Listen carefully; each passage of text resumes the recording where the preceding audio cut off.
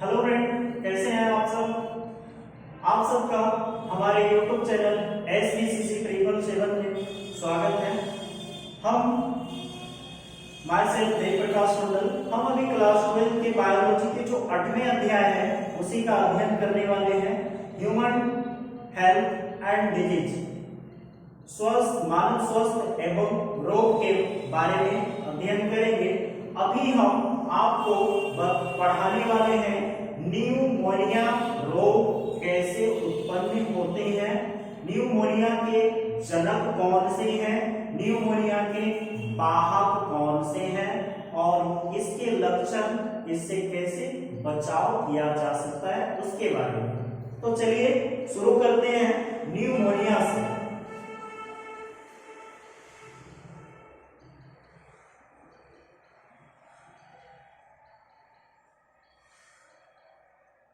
ये है pneumonia.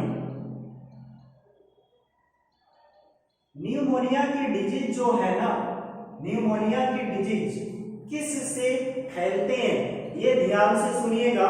Pneumonia के जो कारक हैं यानी रोग कारक, जिसको हम रोग जनक भी कहते हैं, वह बैक्टीरिया है। ठीक है, तो न्यूमोनिया के जो रोग जनक हैं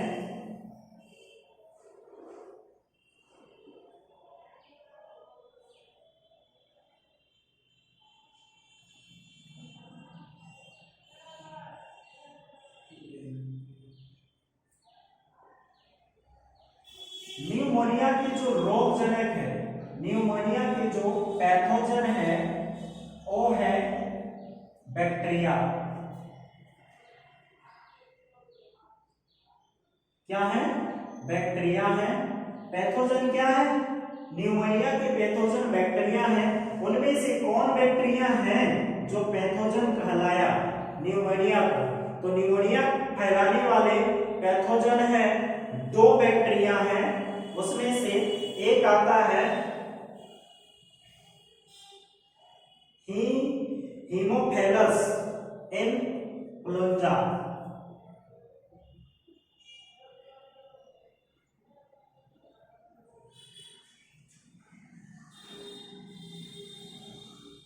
एंड दूसरा है आपका स्ट्रेप्टोकोकस न्यूमोनी।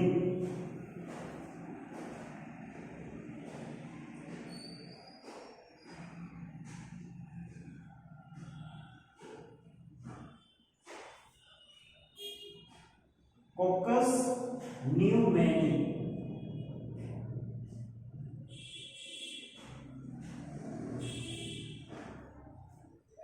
तो ये दोनों क्या करते हैं? हीमोफेलस इन्फ्लुएंजा एंड स्ट्रेप्टोकोकस न्यूमोनी जो है, ये क्या करते हैं? न्यूमोनिया उत्पन्न करते हैं। तो न्यूमोनिया बैक्टीरिया से उत्पन्न होने वाली बीमारी है। यह हीमोफेलस इन्फ्लुएंजा एंड स्ट्रेप्टोकोकस न्यूमोनी से फैलने वाली बीमारी है, होने वाली बीमारी है। निमोनिया का रोग का जो विधि है, निमोनिया का जो रोग होता है, ये रोग की जो संक्रमण होने की विधि कैसी है? तो खांसने से कौन सी बीमारी हो जाती है? खांसने से, छींकने से। अगर आपको निमोनिया की बीमारी पहले से हुआ है और आप भीड़ भाड़ वाले एरिया में गए और वहां छींक दिए, तो आपके मुंह से छींकने के दौरान आपके मुंह से क्या जाएंगे?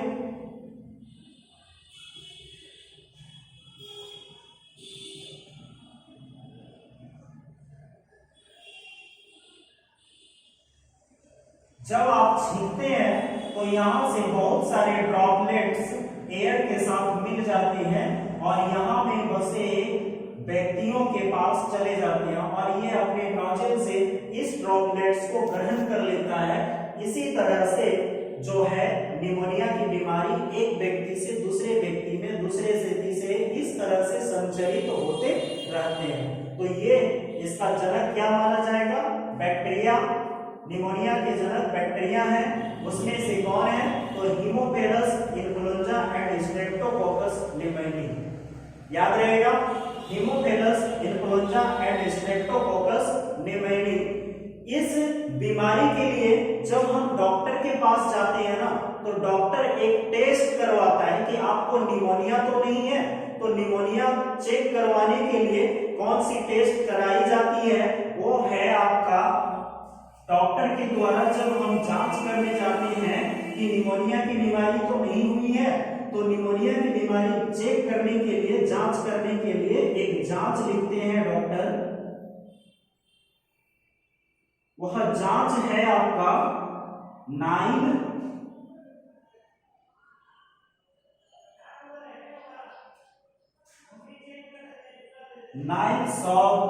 सॉबिलिटी test, bile solubility test.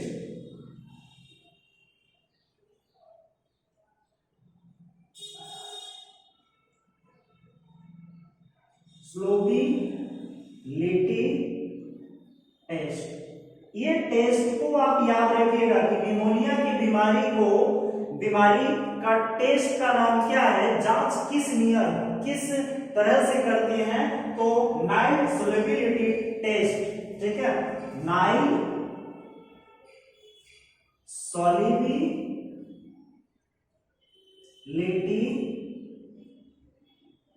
Test, ठीक है। इसी टेस्ट को डॉक्टर साहब लिखते हैं और आपका निमोनिया की जांच हो जाती है, ठीक है। इससे कैसे बचा जा सकता है? आप जो है तो अपने में मास्क का सेवन किया कीजिए। कोई भी पीड़ित व्यक्ति के समक्ष बात करने जाते हैं तो मास्क का यूज किया कीजिए, तो आप इससे सुदृढ़ बचाव कर सकते हैं निमोनिया से, ठीक। अब हम लोग आएंगे टाइफाइड के बारे में।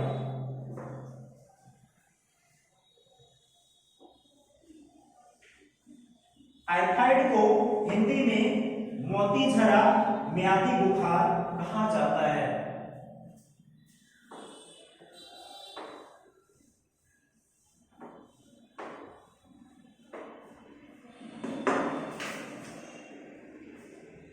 टाइफाइड को हिंदी में क्या कहते हैं? मोतीझरा।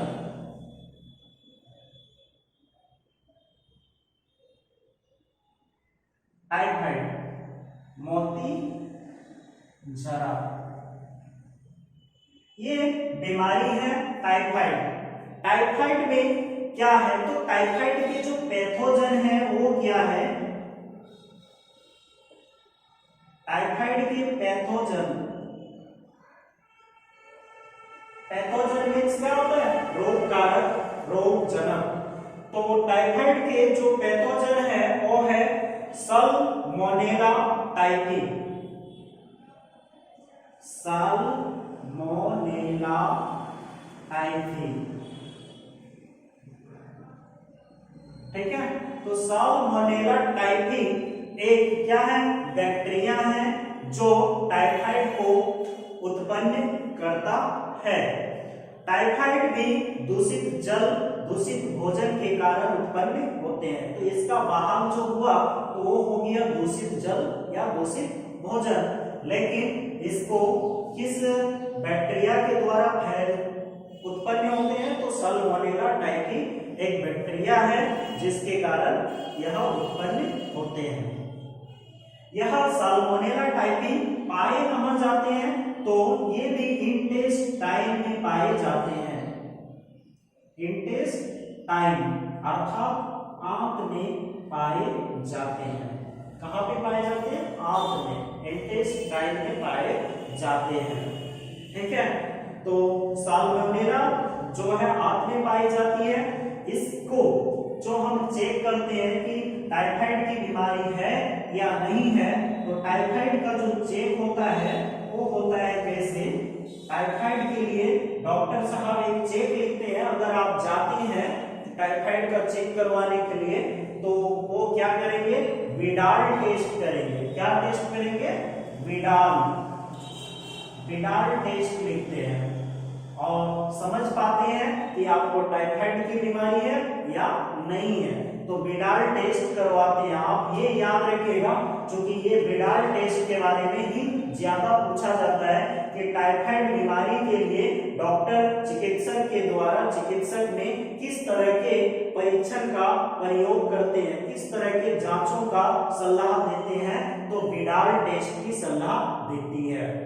ठीक है, ये याद रखिएगा क्योंकि यही पूछा जाता है। और जनक पूछे जाएंगे आपको कि साल्मोनेला टाइफी बैक्टीरिया के कारण टाइफाइड की बीमारी होती है, यह किस लिए होती है, तो बताना है दूषित भोजन के ग्रहण करने से, दूषित जल के ग्रहण करने से यह बीमारी होती है। इसके जो लक्षण है यानी टाइफाइड के लक्षण क्या है, तो वो भी जान लीजिए आप। टाइफाइड के लक्षण क्या क्या है जरा देख लीजिएगा। ये वाला लक्षण बहुत जरूरी है। सिर दर्द होना सबसे पहला, हेडेक रहना, सिर दर्द, लंबे समय तक बुखार रहना, लंबे समय तक बुखार रहना।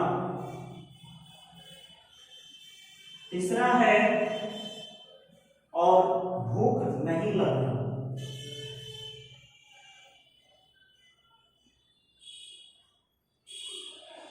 आप समझ गए होंगे कि बुखार रहने से, जो हमने मलेरिया के बारे में बताए थे मलेरिया डिजीज में, कि बुखार रहने से आपकी हीमोग्लोबिन में जो आरबीसी है वो आरबीसी ह्रास होते जाएंगे। तो जब ह्रास हो जाएंगे तो आपकी हीमोग्लोबिन की मात्रा बुखार में क्या हो जाएगी, घटती जाएगी। तो चौथा पॉइंट लिखिएगा, हीमोग्लोबिन की संख्या कम होना, हीमोग्लोबिन का लेवल का कम होना, ये भी एक लक्षण भी चुने जाएंगे। ठीक है, आगे अभी हम पुनः फिर से आते हैं, आपको डेंगू के बारे में बता देते हैं।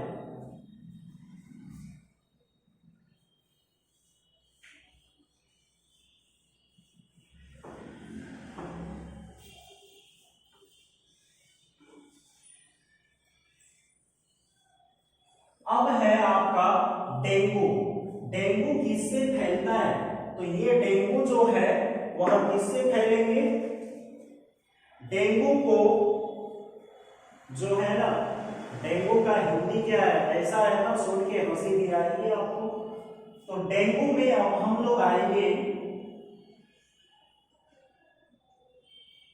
ये डेंगू जो है किसके कारण फैलते हैं, तो सबसे पहले डेंगू जो है,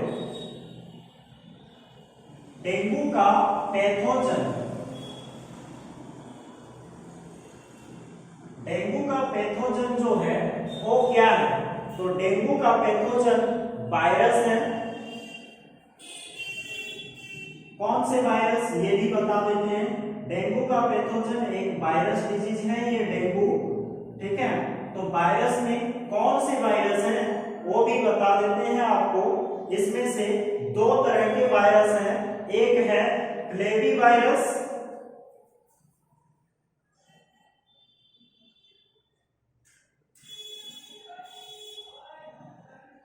फ्लेवी वायरस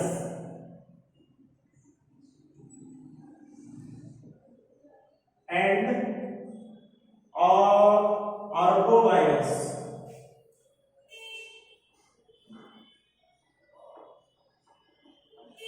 दो वायरस हैं, एक है फ्लेवी वायरस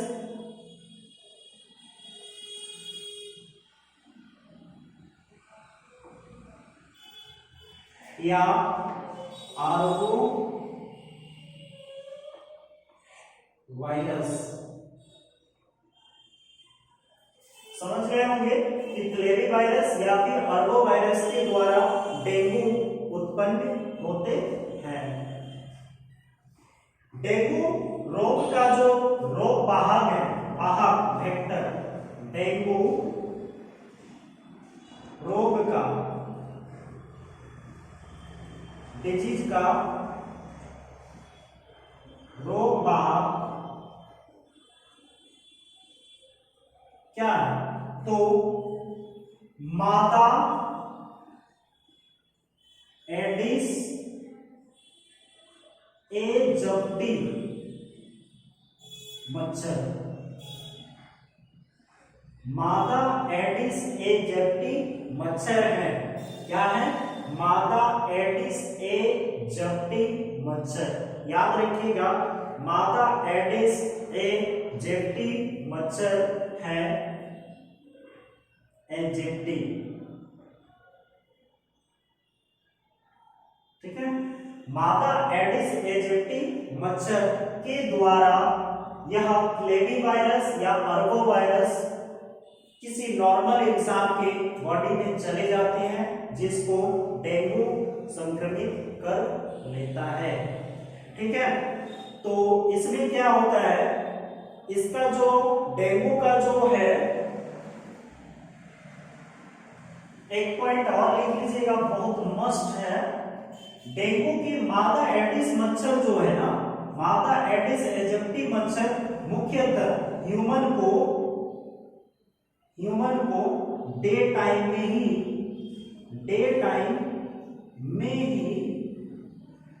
बाइट करते हैं।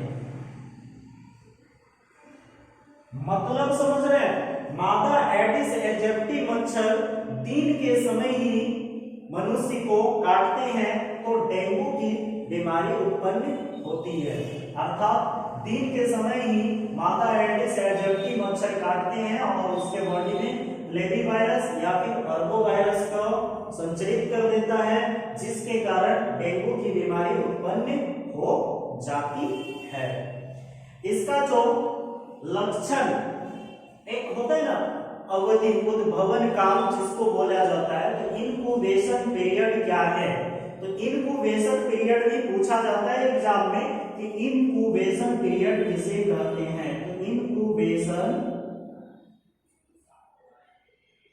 पीरियड क्या है?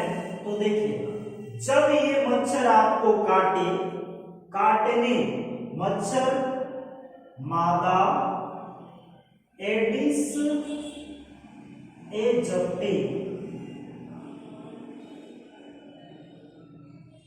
मच्छर के काटने तथा उनके लक्षण दिखने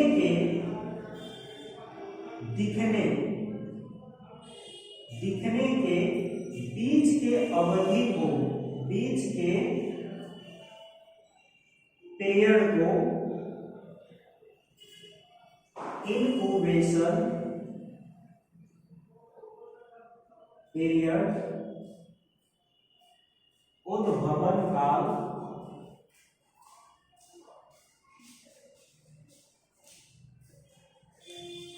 कहते हैं।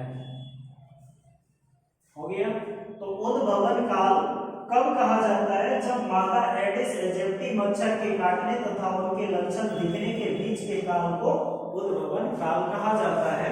उद्भवन काल में क्या होता है कि उद्भवन काल कभी आपको इस मादा एडिस एजिप्टी मच्छर काटेंगे तो कभी आपको 4 दिन में, मतलब मिनिमम 4 दिन में लक्षण दिखाई दे सकते हैं, अन्यथा ये 12 दिन, मैक्सिमम 12 दिन में इसके लक्षण, डेंगू के लक्षण दिखाई दे देते हैं। समझ गए? तो मैक्सिमम 12 दिन और मिनिमम 4 दिन, समझ रहे हैं ना? तो मिनिमम 4 दिन और मैक्सिमम 12 दिन में डेंगू के लक्षण दिखाई दे देते हैं। ठीक है, तो इनक्यूबेशन काल जो है हो गया आपका। अब है आपके पास डेंगू के लक्षण। तो डेंगू के लक्षण क्या है ये जरा देख लीजिएगा कि लक्षण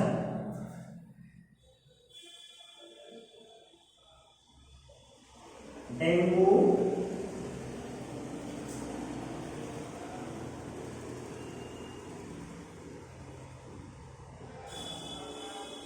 के लक्षण। लक्षण में क्या होता है, जरा ध्यान से सुनिएगा कि सबसे पहला पॉइंट लक्षण में आता है, बुखार लगातार बना रहता है।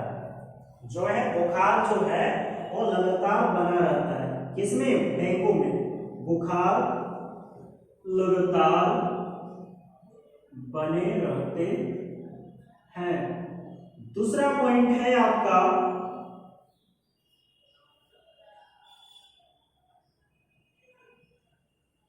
हेडेक, सिर दर्द होना, भूख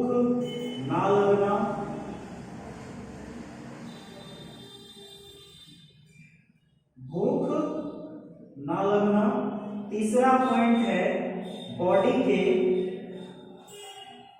मसल्स, पेशी में बॉडी के मसल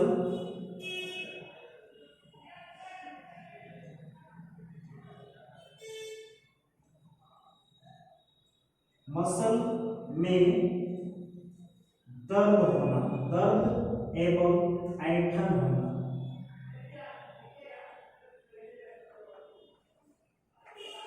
ये सब डेंगू के लक्षण हैं। ठीक, अब आप समझ गए होंगे कि डेंगू के लक्षण कौन कौन से हैं।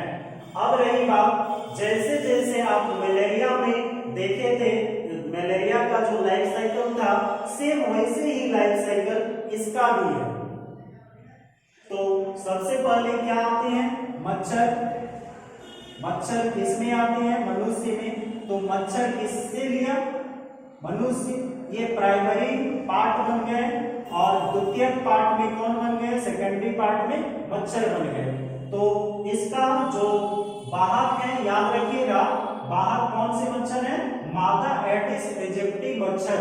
ठीक है, और जनक कौन से हैं? Lady virus and arbovirus. याद रहेगा। चलिए ठीक है, तो आप सबको तो हम इतना सेवा प्रदान कर रहे हैं, तो आपसे बस मेरा विनम्र निवेदन है कि हमारे वीडियो को लाइक कीजिएगा और हमारे चैनल को सब्सक्राइब जरूर कीजिएगा और अपने दोस्तों में हमारे चैनल को ग्रोथ करवाइए ताकि वो घर बैठे अच्छा अध्ययन हासिल कर सके। Thank you for watching.